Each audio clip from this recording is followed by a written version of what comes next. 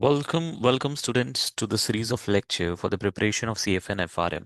And in today's discussion, we are going to discuss a topic that you will see in every level of FRM, in every level of CFA, whether it is FRM Part 1, FRM Part 2, CFA Level 1, CFA Level 2, or CFA Level 3. You will see this topic, performance evaluation, reframed as different chapter, different topic. But yes, you will find this topic represented or presented in FRM Part 1, Part 2, CFA Level 1, Level 2, Level 3 again and again. And that is on performance evaluation. How would you evaluate portfolio managers' performance? So today we're going to discuss how to evaluate portfolio manager performance or portfolio managers' performance evaluation. Now, a very simple question or very simple rationale that why we are evaluating portfolio manager performance. Just because of these five reasons, we do a performance evaluation of portfolio manager. The reason number one and two is I want to understand if the portfolio manager consistently outperforming the benchmark portfolio or not, or if the portfolio manager is outperforming the overall market consistently or not, or if the performance of the portfolio manager is based on skill or based on luck. And I also want to gauge if the portfolio manager is performing way better than other portfolio manager or not. And yes, at the end, the reason is money. Because I also need to decide the bonuses, the performance fees of the portfolio manager. What is his payout? And because of these reasons, we try to evaluate the performance of a portfolio manager. And there are different tools. The tools are Sharpe Ratio, Treynor Ratio, Appraisal Ratio, Information Ratio, Sortino Ratio, Capture Ratio, Drawdown, and it is maximum drawdown or drawdown duration. And we'll try to understand these ratios and drawdown and try to understand that how we can evaluate with these tools the performance of a portfolio manager. And what are these ratios? The first ratio that we have to discuss is the Sharpe ratio, which simply says how much is the excess return of the portfolio managed by the portfolio manager over risk-free rate for per unit total risk. That is the definition. I'm repeating. The definition of the Sharpe ratio is how much the portfolio manager earned as an excess return over RF for per unit risk, per unit total risk. And the formula is return of the portfolio minus the risk-free rate divided by the standard deviation of portfolio's return. How would you calculate it? You have to take the return of the portfolio of historical time series. You have to take the historical time series of the return of the portfolio. It could be 10%, 5%, -8%, 17%, 2%, 3%, or whatever. And you also have to calculate that month, that year risk-free rate. Risk-free rate you can take directly from the T-bill realized return. It could be 2%, 2.1%, 1.9%, 2%, 1.9%, 1.8%. We have taken or we have assumed these risk-free rate. Then what we have to do, we have to take the average of the return, we have to take the average of the risk-free rate, and we subtract. We take the average and we subtract. Assume the average came to say 8% for the portfolio, and for the risk-free rate it came to 2%. The excess return generated above and over RF is 6%. But 6%, for that 6%, you have taken certain risk. What is that risk? And please tell me, to generate that 6%, how much risk you have taken. So risk can be calculated directly by calculating the standard deviation of the portfolio return. So you take the mean, which is 8%, then you take what?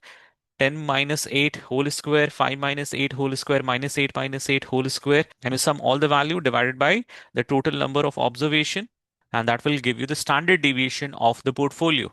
That is your total risk, and it came to 2%. So that is 3. The Sharpe ratio is 3. Now, what about Treynor ratio? Treynor ratio is exactly the same. The only difference between the Treynor ratio and Sharpe ratio is that in Treynor ratio, in the denominator, we have systematic risk. We don't take total risk, we take systematic risk. And we have to understand this part. most of the portfolios are not well diversified. If the portfolio is not well diversified, the best approach to compare between the two portfolio manager or portfolio manager and a benchmark which is not properly diversified is to use the total risk of the portfolio, because you're taking the systematic risk as well as unsystematic risk, and then you are generating a return. So the best approach is to take the total risk of the portfolio. Okay.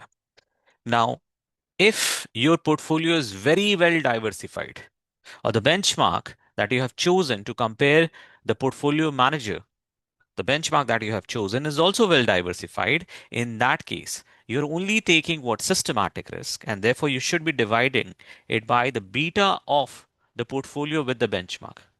Okay? Beta of the portfolio with the benchmark. Okay. How you calculate the beta of the portfolio with the benchmark? You take the correlation between the portfolio and the benchmark, the standard deviation of the portfolio, the standard deviation of the benchmark. How you calculate the standard deviation of the portfolio? We just discussed how to calculate the standard deviation of portfolio. And instead of portfolio, you get the return of the benchmark. You can also calculate the standard deviation of the benchmark. Now, what is the drawback of using Sharpe ratio? The drawback of using Sharpe ratio is that you are saying I am penalizing the return, the excess return that the portfolio manager has generated at the total risk. At the total risk. Now let's see. What if, what if I have the mean return of say 8%. I have generated 10%. I have generated 17%. I have generated 11%. I have generated excess return over the mean return of the portfolio, which is a good thing or a bad thing? It's a good thing. But I'm penalizing the portfolio manager by taking in consideration the standard deviation of portfolio, and the standard deviation of portfolio is calculated with the help of this 10%, 17%, and 11%. This 17%, this 10%, and this 11% is saying, hey, this portfolio has a very high volatility and penalize the portfolio manager excess return. You should not be doing it, because you should be penalizing the portfolio manager only for the downside return than a minimum acceptable return. It could be 8%, it could be 5%, it could be 0%. Why would you penalize a portfolio manager for higher return? Why you are calculating the risk with the help of return more than average, return more than benchmark, return more than the minimum acceptable return? It's not right. And that is the biggest drawback of using standard deviation in the Sharpe ratio. And for that, to solve this issue, came a new ratio that is called as Sortino ratio. Let's understand Sortino ratio. In Sortino ratio, the formula remain the same. The formula is excess return of the portfolio, but against RF, no, against a target return, divided by the standard deviation of the portfolio, but only taking in consideration the downward standard deviation. Let's understand how.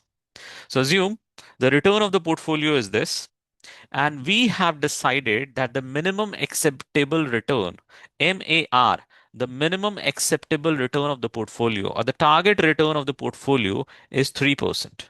We decided that. So we are saying that what is the return of the portfolio over 3%? That is your target return, over 3%. So you take the mean of the return of the portfolio and you subtract it by 3%. So assume the mean came to 8% minus 3%. That 5% is your excess return now, not the excess return over and above RF. That is not your excess return. This is number one change from the Sharpe ratio to Sortino ratio. Number two change, the standard deviation that you calculated in the previous example, you took the mean return of 8%, then you subtracted it by 10%, then you subtracted it by 5%, then you subtracted it by minus 8%, then you took the square, then you sum and divided by the total number of observation. Here, whichever return is greater than the minimum acceptable return, the 3%, you will not use those return in the calculation of the standard deviation. So 10% is greater than 3%, assume it to be 0. 6% is greater than 3%, assume it to be 0. There is no volatility, there is no risk. That is the interpretation of 0. 5% is greater than 3%, take it as 0. Because the contribution of 10, 6, 5 in the downward risk, the return less than 3% is 0. That's why I have taken 0. But minus 10%, but 2%, assume it to be 2%, or assume there is a number which is 1% or 0% or 2%. If these are the number, then 2%, minus 10%, 1%, 0%, minus 2%, if these are the portfolio returns, then what I'm saying, assume this to be 2%. Assume this to be 1%. Assume this to be 0%. Assume this to be 2%, negative 2%. All these are contributors in the downside risk, and therefore you should take them in the consideration while you calculate the standard deviation, the downside or downward standard deviation of the portfolio. So minus 10, minus 3, 2 minus 3, 1 minus 3, 0 minus 3, minus 2 minus 3. So your standard deviation will only consider bad return, only bad volatility, not any good volatility. Okay? And then you took this square, sum all the values, and divide by the total number of observation, not 1, 2, 3, 4, 5 observation. Total number of observation. If the total number of observation of the return of the portfolio is 100, you divide by 100. Even if there are only 5 negative return, doesn't matter. Okay, and that give you semi-deviation or semi-variance. This is called as semi-variance, not variance. Semi-deviation, not standard deviation. Okay, so if you want to analyze or penalize the portfolio manager only for the bad volatility, a volatility or the return of the portfolio less than the target return, you should be using Sortino ratio. This is number one. Number two, whenever there is a portfolio which has huge asymmetric return, asymmetric payoff, not a normally distributed return, you should be using Sortino ratio. So we have completed four ratio. The fifth is information ratio. Again, it is talking about excess return over something divided by standard deviation, but the standard deviation is different this time.